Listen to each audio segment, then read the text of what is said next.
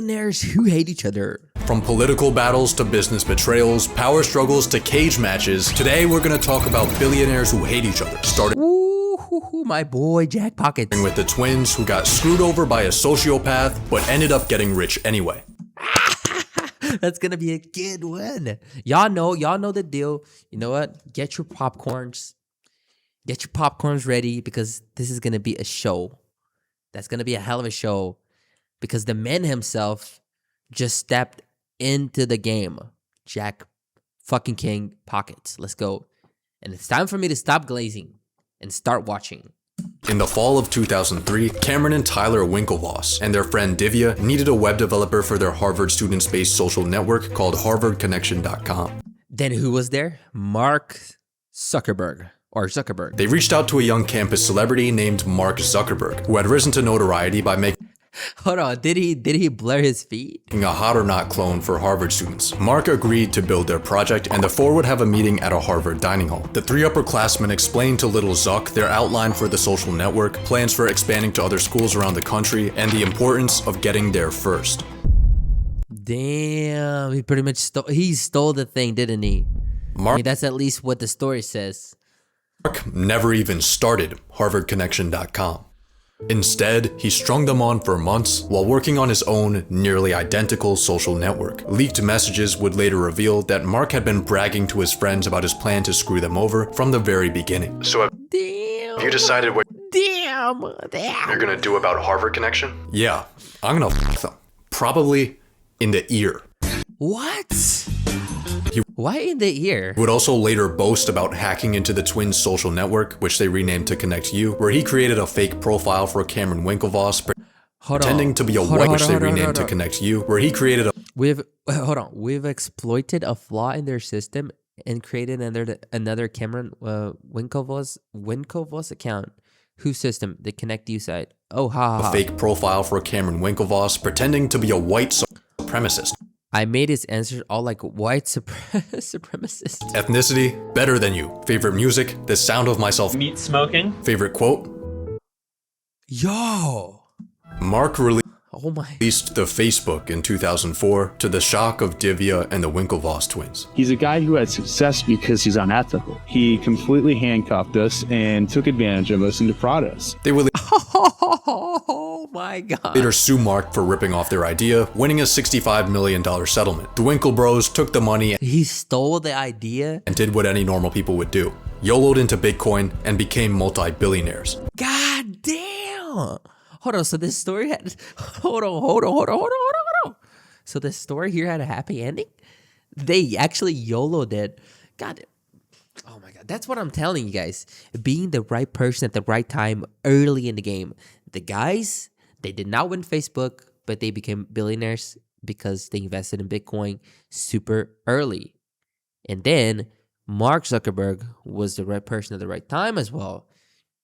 Because there's a lot of software engineers out there, but they're not going to be the next Mark Zuckerberg, right? Because Mark Zuckerberg was in a really favorable environment in Harvard, goddammit. And then when people say, hey, don't go to college, drop out of college. And then, oh, Mark Zuckerberg dropped out of college. Yes, dummy.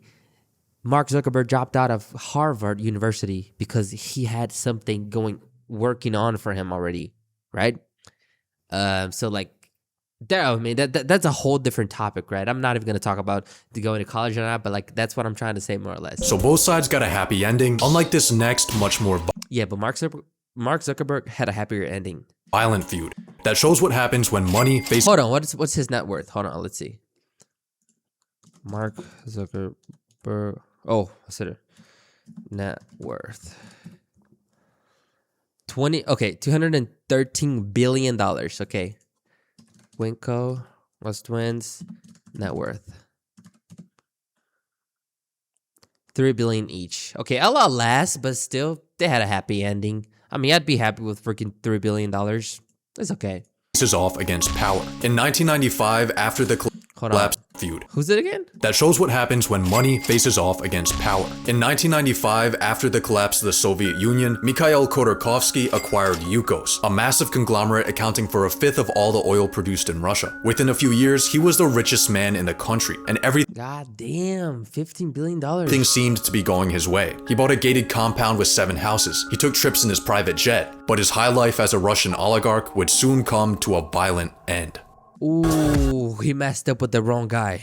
After acquiring the Russian presidency in 1999, Vladimir Putin started consolidating power and cracking down on any opposition that would challenge him. To God damn. the wealthy Dictatorship or? Russian oligarchs, he gave a clear message: obey my rules and stay out of politics. This order was never an official law, just a very strong recommendation.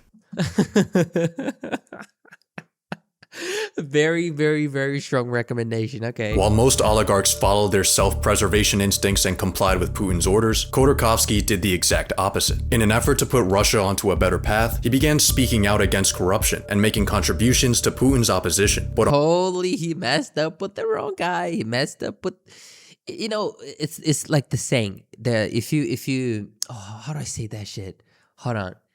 If you mess with a bear, no, if you hit a bear with a fork, or you poke a sleeping bear with a fork, if the bear wakes up, you're fucked. Isn't that how the saying goes? I don't know. on February 19th, 2003, he would make a severe I just made it up, but yeah, you kind of got I think y'all understood it. Y'all understood it. lapse in his judgment. In a televised meeting between Putin and top Russian businessmen, Khodorkovsky made the bizarre decision to call Putin out directly. Масштабы коррупции в России, оцениваемые экспертами 4 организаций, приблизительно одинаковые. В районе 30 миллиардов оценивается долларов. $30 billion. Look at this guy's face. He's like, oh, you're doing this to me right now, man. Putin's response would seal Khodorkovsky's fate. Так, например, компания ЮКОС имеет сверхзапасы. Как она их получила? Может быть, именно поэтому в налоговую академию 4-5 человек идут? In case you missed it, Putin just used his classic "no you," sarcastically accusing Khodorkovsky of profiting off tax Universe reverse. evasion schemes. And if you ever decide to roast an all-powerful dictator straight to his face and he starts looking at you like this, you're cooked. Khodorkovsky was arrested 8 months later, facing a trial for tax evasion and fraud. The accusations against him were nonsensical. His tax burden was higher than the total amount that Yukos earned, and he was being charged with laws that were only criminalized after they were supposedly committed. Hold on. So you're telling me here that at the end of the story, power is richer than money, or power has more influence than money. So therefore, do you all remember watching Jack Pocket's video when he made a video on which who was the richest guy in the world? And then he was combining people with money like Elon Musk, but also people with influence like a president, like Putin or Donald Trump, right? In this case, who would be like richer or more rich or more richer in that sense? In this case, it's power, because power is going to be more valuable than money, I would say. Because if you go against the guy, against the man himself, the president, even if you have money, what are you gonna do, right? Are you gonna like the army is not gonna follow orders from the guy who he's like the richest guy in Russia. They're gonna follow the order from the president. So therefore, you're not that rich as you think you are. Putin threw the book Maybe I'm just blabbering a lot. at Khodorkovsky before he'd even finished writing it. Even worse, all of Mikhail's associates started dropping like flies. His business partners were getting arrested, along with his lawyers, one of which was threatened into making falsely incriminating accusations against him. After a drawn-out performance in court, a man dressed up like a judge would officially send Mikhail to prison. A few years prior, the multi-billionaire was on top of the world. Now he was getting stabbed in the face from an organized attack in a prison colony while his company was going bankrupt. God damn. Используя абсолютно легальные рыночные механизмы, обеспечивать свои интересы. Считаю это вполне нормально. In 2009, Khodorkovsky was eligible for parole, but instead of being freed, he would face a second trial. He was now being accused of stealing 350 million tons of oil from Yukos. Russia's best lawyers said that laws were being passed specifically to keep Khodorkovsky locked up. Even Barack Obama called it odd. But like I said before, this face, you're cooked. Damn. Yeah, these people, they got money. It's very not money. They own the world. Like they make the rules. You cannot compare yourself to the people who are making the rules. They're writing the laws, right? These people, as unfair as it seems, they are controlling us. Unfortunately, right? There's not much we can do. We really do not have as much freedom of speech as we believe we have, right? If we don't have enough like control over the consequences of that, because we are not on the higher ups of society and like influence and money and structure and connections to face the consequences of that. Oh my God, what am I saying? Что касается Ходорковского, то считаю, что вор должен сидеть в тюрьме. Khodorkovsky was locked back up immediately. But 4 years later, Putin unexpectedly set him free, citing his mother's illness. Putin cleaning up his image before the 2014 Sochi Olympics might have also been an added plus. Since his release, Khodorkovsky has wisely chosen to stay the fuck away from Russia. His company Yukos was totally dissolved shortly after his arrest, but in 2016 he regained access to $100 million worth of assets that were being held for him in Ireland, money that he now uses to fund Russian opposition efforts. He continues to speak out against Putin and bring international attention to corruption. Maybe Putin made a mistake by letting Khodorkovsky free, because if you ever send someone to jail and they start looking at you like this, you're cooked. And the story continues. But there is one man who is more powerful, more deadly, and That's gonna be a hell of a war. more feared than Vladimir Putin. Ooh, scary. Taylor Swift. So I'm assuming you're not much of a Swiftie, given the thumbnail you clicked on to get here. So let Wait, who said I'm not? I could like Vladimir Putin, and also I could like to say Taylor Swift. They're not different at all. I mean, I could like Mark Zuckerberg and the richest guys in the world, and I could hear Taylor Swift, no problem. Why not? I could listen to her song, you know? And she's also rich as fuck, so, you know, she's part of the conversation, man. me get you up to speed on who this person is. See, she's worth $1 billion. She's pretty much worth as much as the Winklevoss twins, right? So she is part of the conversation. She's just in a different audience, but she's still part of the conversation. Taylor Swift is the white woman's Martin Luther King. The US Army has 450,000 active duty personnel. Taylor Swift mobilizes that on a weekend.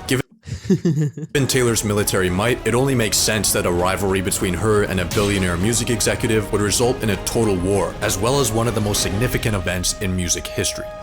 In 2005, a 15-year-old Taylor Swift signed her first contract. Big Machine Records 15 years old, and she was young as fuck. CEO Scott Borchetta handed Taylor a six-figure advance in exchange for the masters of her first 6 albums, which control how the songs are used and who profits. Corporations throwing checks at broke people to seize the ownership of their work is usually called employment, but Taylor Swift called it exploitation.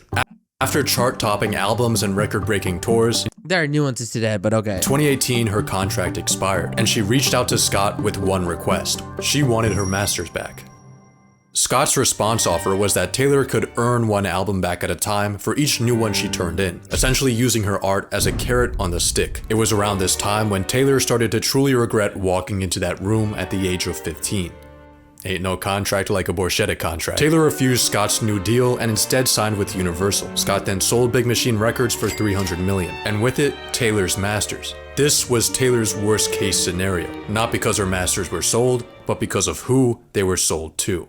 Scooter Braun was a talent manager behind names like Justin Bieber, God damn. Ariana Grande, and Kanye West. God damn, the big names?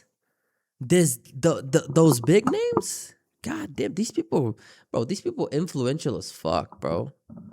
The last of which had not good blood with Taylor ever since their legendary 2009 award show disaster. The two would later make amends until 2016 when Kanye dropped Famous, a song where he referenced Taylor by saying that he made that bitch famous and putting a naked lookalike of her in his music video. All of this was backed by Scooter Braun. Hold on, man. Hold on. Taylor saw Scooter as the last person she would ever want owning all of her music. So the day that the news dropped about his acquisition, she made that bitch famous. In a viral Tumblr post, Taylor rallied her army against Scooter, claiming she was a victim of his incessant manipulative bullying for years. Scott Borchetta wasn't safe either. I knew he would sell my music. I knew he would do that. I couldn't believe who he sold it to because we've had endless conversations about Scooter Braun, and he has 300 million reasons to conveniently forget those conversations. Taylor's army Oh my god, that was so on point. 300 million reasons. Instantly. They launched a blitzkrieg on Scooter Braun's DMs, prompting him to release an open letter pleading for mercy in the Hi, why don't you die with your children? God damn, I will buy a gun tomorrow and then shoot you all in the head. God damn. face of death threats towards his family. He also politely asked Taylor to stop ghosting him so they could actually work something out. Taylor would respond by doubling down on his head at an award show 1 month later. After I was denied the chance to purchase my music, my entire catalog was sold to Scooter Braun's Ithaca Holdings. And of course, Scooter never contacted me or my team to discuss it prior to the sale. I'm fairly certain he knew exactly how I would feel about it, though. I think we live in a time of toxic division and people thinking that social media is the appropriate place to air out on each other and not have conversations. The fact is that private equity is what enabled this man to think, according to his own social media post, that he could buy me. But I'm obviously not going willingly. Artists began taking sides, but Swift's allies far outnumbered Scooter's. She would even find an unlikely support. I'm going to personally see to it that Taylor Swift gets her masters back. Scooter is a close family friend. In Kanye West. This is something that is very important to you, and you've also said that you're planning on re-recording some of your music. Is that true? Yeah, that's true, and it's something that I'm very excited about doing because my contract says that next year I can record albums 1 through 5 all over again. So And you'll do that. So she recorded the albums again? Very excited about it. On April Wait, she re-recorded those? 9th of 2021, Fearless, Taylor's version, was released. It debuted at #1 on the Billboard, and the original Fearless dropped 20% in sales and fell off the charts. Her next 2 re-recorded albums followed a similar trend, and the Taylor's version of 1989 would outsell the original. This wasn't the first time an artist had re-recorded albums to gain control of their work, but thanks to the Swifties, it was the most successful, and it served to challenge the status quo of the music industry. Taylor has inspired artists to fight for ownership, but she's also inspired record labels to fight against re-recordings by using harsher terms in their employment contracts. But business is about leverage, and if you Rat trap. have a fan base long enough, you can move the earth. Taylor and Scooter are totally different, unlike these next two. That is a good story, dude. That is actually a great story. I mean, all of those stories are fucking amazing all the way up to now. What the fuck am I talking about? But goddamn, Jack Pockets, dude, that's what I'm telling you. Oh my god, he knows how to make a video. This guy knows how to make a freaking video. Billionaires who have one very Larry Ellison and Bill. Yo, the war has begun. Let's check it. strange thing in common. Legendary conqueror Genghis Khan once said, "It is not sufficient that I succeed. Everyone else must fail." Goddamn, evil. You evil. You're bad. You're bad. This philosophy of carnage is one Yo, FTX. Hello, Sam Bankman-Fried. Or fried, because apparently he's fried right now. But doesn't even matter. Hello. unheld by many a billionaire, but Larry Ellison is the only one to admit it. Genghis Khan said, he said, it's not sufficient I succeed, everyone else must fail. In 2000, God damn. You evil. You pure evil. Larry Ellison hired private investigators to go through Bill Gates' trash in order to dig up dirt on his competitor Microsoft, who was facing an antitrust case after wiping out other internet browsers. Ellison claimed that he was doing a public service. Bill and I used to be friends a long time ago. That's before he turned mean and ran Netscape out of business. I think what Bill did to Netscape was appalling. What has Mr. Gates said when you've spoken to him personally? Bill and I don't talk much personally anymore. In 2001, Microsoft lost their case. Okay, hold on. Bill and I don't talk much personally anymore. In 2001, Judge declares Microsoft a monopoly. Microsoft lost their case, and Bill Gates was sentenced to a finger wag. Larry Ellison won the battle, but lost the war. Ooh, boy. Okay, hold on. 415,000%? Yeah, if you bought Amazon, you actually got rich. Amazon, what did I what am I saying? Microsoft. If you bought Microsoft early 2000s, you would have become rich by now. Too bad that I was 2 years old or 3 years old, and unfortunately, I didn't even know what a stock was really. But it is what it is. You know, there will be other opportunities. I mean, there is other opportunities right now, but fuck it. But after years of conflict, Ellison and Gates have both gone from Genghis to Gandhi, bonding over their shared interests in technology, philanthropy, and dumpster diving. You lift me into one of those huge garbage bins. Bill and I would actually dive in the dumpsters to try to find listings of the secret inner code of the operating system. That's how passionate we were. They're inside. And in the very bottom of a dumpster is where you'll find the relationship between Elon Musk and Mark Zuckerberg. Ooh, another banger. Yo, we cannot stop getting better. Is it gonna keep getting better? Hold on, guys. Let's hear it. Which started out on a catastrophic note in 2016 when the big guys, the big shots. Let me see the big shots. Let me see the big motherfuckers, man. Elon's company SpaceX attempted to launch a $200 million. I want war. I want war. $1 million Facebook satellite into space.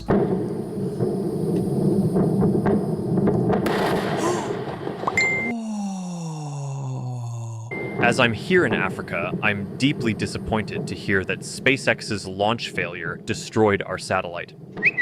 Yeah. Okay, hold on. That would have provided connectivity to so many entrepreneurs and everyone else across the continent. That SpaceX's launch failure destroyed our satellite. Yeah. My fault for being an idiot. So casually. Elon's humbleness did not last. Ladies and gentlemen, the President-elect of the United States, Donald John Trump. In 2018, the Cambridge Analytica scandal revealed that millions of Facebook users' personal data had been harvested in an attempt to influence the election. In response, Elon would delete the SpaceX and Tesla Facebook pages, saying the platform gave him the willies. Zuck was silent. 2 years later, under a tweet criticizing Zuckerberg's oligarchical control over information, Musk would tell people to #delete Facebook, it's lame. Zuck remained silent. A year later, Elon would link the January 6th Capitol riots to Facebook misinformation. Not a peep from Zuck. In 2023, Facebook released their Twitter clone, Threads. Elon took a few sarcastic shots at Zuck, then a random person would warn him that Zuck apparently does jujitsu now. Elon would then reply, I'm up for a cage match. If he is. Dumbass. LOL. He's not. Send me location. And you know what? I think Elon Musk would be beaten up. Mark Zuckerberg would beat the living shit out of Elon Musk. Like, forget the money shit. Like, fuck the money. Fuck all of that shit. I'm talking about pure fight. Just put these men in the cage and like let them swing at each other, right? And I'm pretty sure that Elon Musk is losing. He's getting his ass whooped by Mark Zuckerberg, and that's a fact. Zuck had been training. In 2020, he began learning to fight. A few years later, he went undercover and won his first tournament. He started doing intense fitness challenges and training with professional athletes. Damn. He's too busy making money, man. Despite a lack of physical fitness, Elon was confident that he would win the fight for one simple reason. I'm way bigger than him. This is unfair. I don't think you should fight me. Whoa. Because you're so much bigger than him? Yeah, I'm like 50% heavier than him. I've got my patented walrus move. I just lie on him. Elon started training in his office. He would even live stream himself preparing to murder the Zuck. This is me, curling a 45. But just like Elon Musk, Zuck doesn't play any games. I'm ready today. I suggested August 26th when he first challenged, but he hasn't confirmed. Not holding my breath. What followed was excuse after excuse from Elon. First, my boy knows he's gonna be humiliated, so he had to back down. he's enough of a man. Okay, check this out, yo. He's enough of a man to have $800 billion and be supposedly the richest guy in the world. But he's not enough of a man to drop the money aside and actually put in the fight with the fist and be potentially knocked out by some other guy, because that's too much for him. He would say he was unsure of a date because of a surgery. He would then ask Zuck for a practice match at his house, which Zuck would decline. Fuck you mean practice match? There's no such thing as practice match, bro. The fuck? We want the real thing. Elon would pull up to his house anyway. I tried going to his house, actually. Did you really? Yeah, because he lives in Palo Alto. I just thought it was funny to go like, you know, I'm coming over to your house. I'm gonna get you. Anyway, he didn't answer. Elon kept up his taunts. I'll fight Zuckerberg any place, anytime, any room. But Zuck knew he wasn't serious. As the chances of the billionaire brawl fizzled out, Zuck's metamorphosis into an alpha male was complete. What if there was like real consequences on the line? Like, what if you guys had a real bet? Okay, sure. Like the moderation team from X takes over moderation of Facebook if you win. No problem. Ooh. That was good. That was a fight for civilization. Yeah, a literal fight for civilization. I mean, I'll do it. He's not doing shit. He's faking it. Elon definitely would have lost that cage fight. Let's be honest. Yeah. But in the fight for civilization, Elon has Zuck in the walrus. Mars. The answer to all of your problems is Mars. Just go to Mars. I'll be explaining Elon and Trump's historical beef later on in this video. But right now, there's one thing about their relationship that most people are completely missing out on. And I'm gonna let my first ever sponsor, Ground News, show us what it is. Crazy stuff was definitely bound to happen in this next beef. Ooh, this one is fucking crazy, bro. This one's crazy as shit. Which ended up in an $8 billion disaster and both guys being sent to prison. In 2019, CZ, founder of the world's largest crypto exchange Binance, invested $25 million into a smaller exchange called FTX. Its young founder Sam Bankman-Fried was well known for presenting himself like a fifth grader. The youngest billionaire in the world, genius before 30. Billionaire before 30, genius, and philanthropist. I don't know how to say that word, but yeah, supposedly that, but he was all fake. Having a shitty car and playing video games during meetings. This apparently made him a genius. He was a genius in his own way. CZ describes Sam in his early days as very humble, but soon his ego would start to show. In 2021, Sam would cut— I'm sorry, my nose is messed up because I caught a code. Never mind. Business ties with CZ, buying out his stake with $2 billion worth of cash and FTT tokens, which were FTX created crypto coins. Giving these coins to CZ, used that as collateral, would turn out to be a terrible mistake. But Sam, despite being a genius, would never see this coming. See, FTX was quickly becoming a household name, thanks to celebrity endorsements, Super Bowl ads, and high-profile sponsorships. But Sam's plan for total market control was through his close relationship with regulators. Using official meetings and legalized bribery, Sam positioned himself to receive preferential treatment from the law. But it wasn't sufficient for FTX to succeed. Genghis Khan?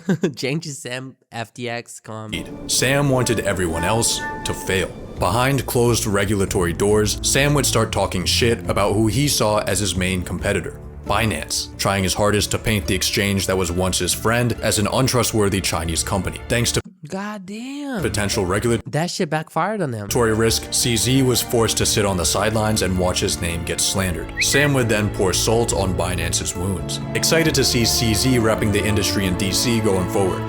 He is allowed to go to DC, right? CZ's response to this would destroy Sam's entire life.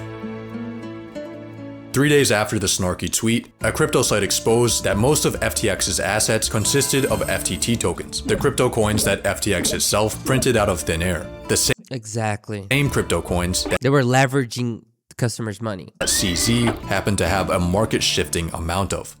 A few days later, CZ announces that Binance will be selling off all their FTT. What followed was the greatest disaster in crypto history. FTX had been backed by nothing, and now that nothing was crashing. As people started rushing to get their money out, FTX started scrambling. It collapsed. Sam's side piece, Caroline Ellison, attempted to minimize market impact by offering to buy Binance's FTT, but CZ refused, saying he wouldn't support people who lobby against other industry players behind their backs. Ooh.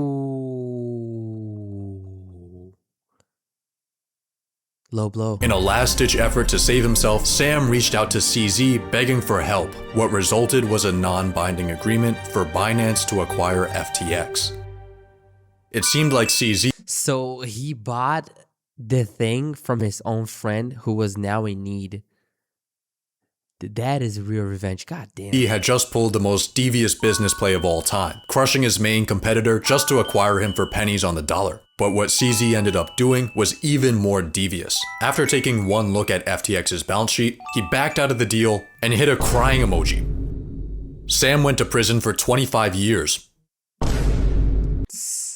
But there's one last twist. After Sam realized that FTX was done for, he had posted a cryptic tweet. At some point, I might have more to say about a particular sparring partner, so to speak, but you know, glass houses. So for now, all I'll say is, well played, you won. He was obviously referring to CZ, but what were the other things that he had to say? The answer may have come 2 years later, when Binance was charged with violating US money laundering laws and CZ was sentenced to 4 months in prison. But CZ got to keep most of his money. Sam Bankman-Fried, despite 65 billion being a genius, wasn't so lucky.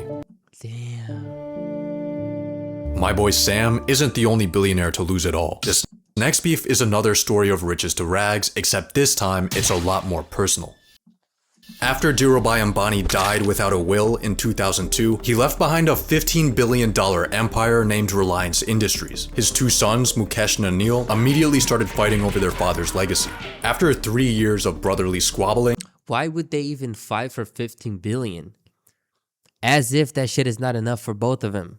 Come on, bro. Mom intervened. She split the family business in two. Mukesh got the older industrial side, while Anil got the newer telecom, power, and finance sectors. One brother would become the richest man in Asia. The other would lose everything and end up with a $0 net worth. Initially, both Ambanis would find success. Mukesh focused on slow but steady expansion, while Anil took higher risks in higher growth sectors. By 2008, Anil was the 6th richest man in the world, with a $42 billion net worth. Wow. His 2008 IPO of Reliance Power was the biggest in India's history. He acquired a $1 billion stake in Steven Spielberg's production company DreamWorks. DreamWorks, and started throwing lavish parties with Bollywood celebrities, one of which he married. But despite all his success, he wasn't happy. Because having $42 billion isn't cool when your older brother has 43. Dude, fuck out of here, bro. Mukesh fuck out of here. liked to work in silence. He preferred family nights to that's ridiculous. That shit is actually ridiculous. elite parties, mystery to media tours. But people would kill for $100,000, not even $1 million, not even $1 million, right? Some people cannot be happy with 40 billion. Fuck out of here. Despite his efforts to fuck out of here, stay under the radar, he would face nationwide attention in 2009 when an argument between him and Anil would threaten the not that you have to reach a cap, because this is how capitalism works, but like, dude, you know what, man? Let's just continue watching. Indian economy. It was over a deal they made back when Reliance split, allowing Anil to purchase gas from Mukesh at a discount. Mukesh argued that the price was too low. Anil accused Mukesh of trying to back out of their legally binding contract for unfair financial gain. Whoever won this argument stood to gain $20 billion. The Indian petroleum minister initially sided with Mukesh, prompting Anil to publicly accuse his own brother of secret dealings with the government. He started taking out newspaper ads against Mukesh, where he would label the move as one of corporate greed and corruption. The brothers were still living together at the time, but there was no conversation. Sometimes they were forced to shake hands, but they did not look at each other. Thanks to their brotherly squabbling, a massive power plant Anil planned to build was put on hold, which extended riot-inducing electricity outages. International investors began getting spooked, keeping their money far away from Indian oil and gas fields. The Indian finance minister was now begging the brothers to squash their beef because it was becoming a matter of national interest. In a public statement, Anil would do some begging of his own, claiming he had made a pilgrimage to a holy shrine to seek divine blessings. $20 billion will make a man go to church. In May 2010, the Supreme Court of India ruled in Mukesh's favor. Anil lost billions of dollars. That same month, an old non-compete between the brothers was scrapped, and Mukesh saw this as an opportunity to attack his brother in the telecom sector. In 2016, he launched Reliance Jio with free voice calls and ultra-cheap data, and within 2 years, he had pushed his brother's company Arcom out of business. Anil's bets in the entertainment space would also underperform and cost him hundreds of millions. In 2020, facing a lawsuit for over $700 million in unpaid loans, Anil tells a UK court that his net worth is zero. Damn. At that same time, Mukesh's net worth was $57 billion, making him the richest man in Asia. But there was a catch. Rich people have a very different definition of broke than broke people. At the same time he revealed his $0 net worth, Anil had a $3 million car collection, a $56 million yacht, a private jet, and a helicopter. Anil got up on the stand, claimed poverty, then drove home in an S-Class. He started getting called out for his hypocrisy in the courts of law and public opinion, but against all odds, he's been starting to revive his businesses. But he's got a lot of catching up to do. 2.4. Mukesh has the largest public company in India, a $2 billion house, and a will. My name is Bill Bro, Gates. that's crazy. I'm chairman of Microsoft, and during 1984, Microsoft expects to get half of its revenues from Macintosh software. In 1984, Steve Jobs and Bill Gates were working together on the Macintosh. At the time, Gates held Apple in high regard. At one point, he apparently had more people working on the Mac than I'm sorry. Jobs did. Steve and Billy would have regular brainstorming meetings in Cupertino, California, and it seemed like imagine both geniuses working together, bro. The two young entrepreneurs would be long-term partners. But their blossoming relationship would fall apart the very next year. In 1985, Microsoft released Windows 1, a graphical user interface that featured mouse interaction, clickable icons, and resizable windows for multitasking, all of which were features that eerily resembled Apple's Macintosh System 1 that was released the previous year. Steve lost his shit. He instantly accused Gates of ripping off his idea. Gates responded that Apple had ripped off the idea from another company. This hit a nerve with Steve because it was true.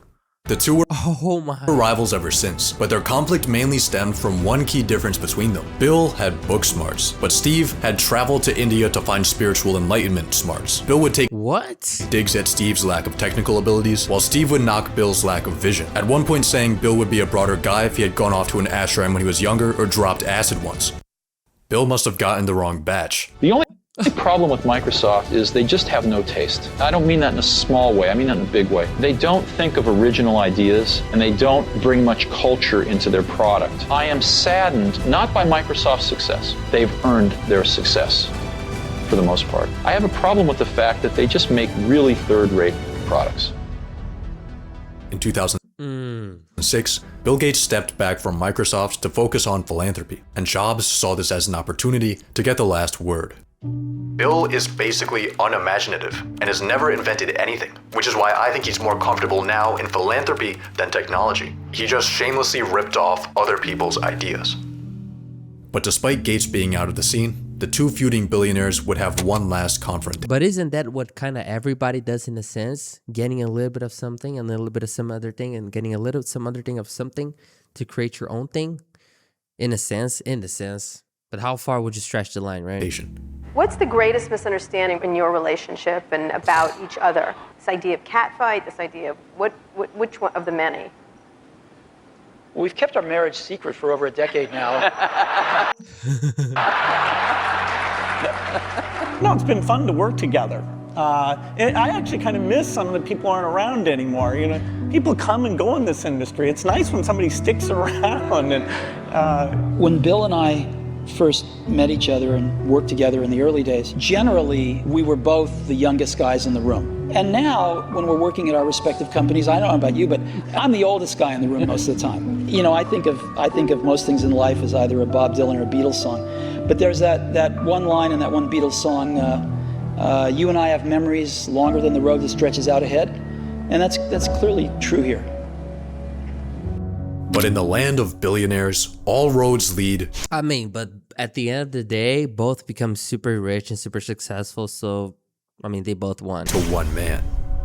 Elon Musk's time management doesn't make any sense. Because how can a man possibly work 120-hour weeks, tweet 100 times a day, impregnate one woman a month, and still somehow find a way to be a full-time hater? Elon clowned Bill Gates after finding out about his $500 million short position against Tesla. Then when Gates bought an electric Porsche, Elon said their conversations have always been underwhelming. Elon's beef with space race rival Jeff Bezos mainly consists of Elon making fun of Jeff's phallic rockets, while Jeff focuses on launching legal cases against Elon. But now they seem to be cool. Former CEO of Disney, Michael Eisner, was one of the first people to show up to the Tesla Roadster unveiling in 2006. But now Elon's telling the current CEO of Disney to go fuck yourself. After he God damn. removed ads from Elon's social media platform X. I remember that. The same platform Elon used to compare billionaire political activist George Soros to a cartoon villain. In my opinion, he fundamentally hates humanity. Elon believes that Soros's progressive policies are a threat to society, as well as his attempts to control media and influence elections. Hold on, wasn't George Soros the guy who I made a documentary video about that, but it's been a long time ago. He was short against the UK, or yeah, he sold British pound. I'm not sure if he sold or bought British pound, and then he made $1 billion off a profit or something like this. Because it's been a long time since I made this video, so I forgot. He broke the Bank of England, something like this. Elon Musk and Google co-founder Larry Page were longtime friends until Musk's 44th birthday party, where they had an argument about AI. Despite having paralyzed vocal cords, Larry somehow ended up yelling at Elon, calling him a speciesist for favoring humans over AI. And I'm like, what team are you on, Larry? After seeing Larry's lack of caution, Elon cut him off and started his own AI company with co-chair Sam Altman. But internal conflicts caused Elon to leave, and the two billionaires have been feuding ever since. He's also clearly a bully who clearly likes to get in fights. But Elon had one beef that took a turn no one would expect. Ooh, he messed with Donald Trump. In 2016, Elon had a falling out with his father over his support of Donald Trump. Elon said Trump is evil. Very matter of fact, look, he's evil. You know, get it into your head. At the time, Elon was a flaming Democrat, and he publicly denounced Trump's character before the election. After Trump took office, he invited Elon to join an advisory council. Elon would reluctantly accept, but he clarified on Twitter that his motive was to promote sustainable energy and protest Trump's Muslim ban, and that his attendance didn't imply his support. A few months later, Elon would leave the council after Trump pulled out of the Paris Climate Agreement. But soon, thanks to COVID crackdowns, Biden's decision not to invite Tesla to the White House's EV summit, and his daughter's transition after catching the woke mind virus.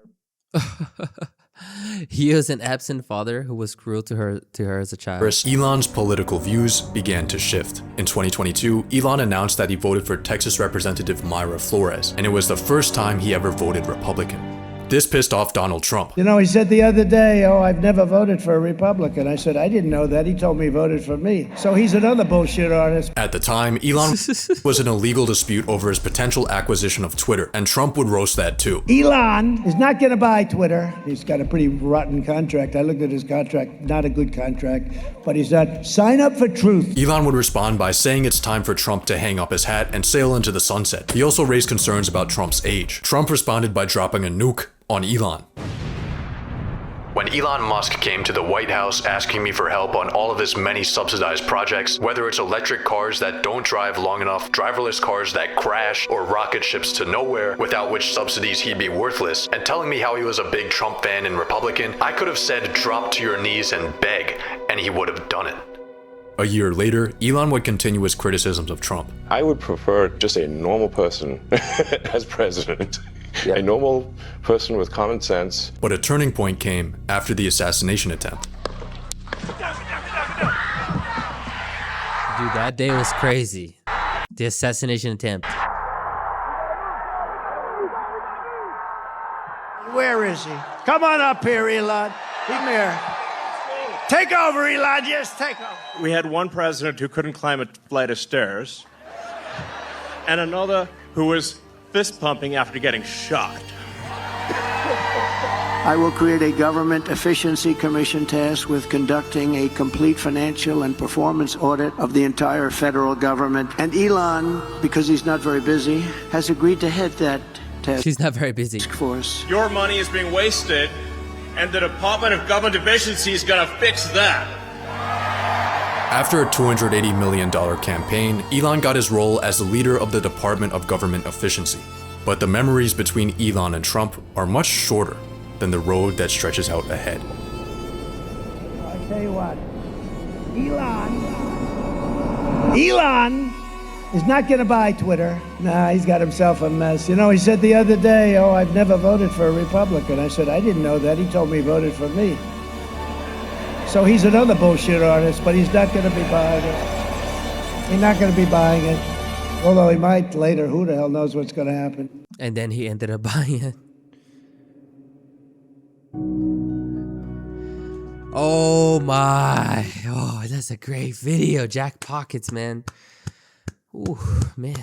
God damn, this is so good, so good, so good. This is the best video in the world. This guy, he should be paying. I mean, he should earn $1 million per video. Every video he finishes, he should earn $1 million per video. Matter of fact, he actually should earn more than that. The fuck, dude, this is a masterpiece. This is a piece of art, right? God damn, Jack Pockets, Jack Pockets, Jack Pockets, W. Woo, amazing, amazing, amazing, amazing. Ah, shit, dude, shit. I'm subscribed, but that's a newer channel because I am subscribed to Jack Pockets already because I reacted to him already. So this is another channel, guys, but I'm subscribing as well. All right. So yeah. Oh man, such a great video. See you in the next one.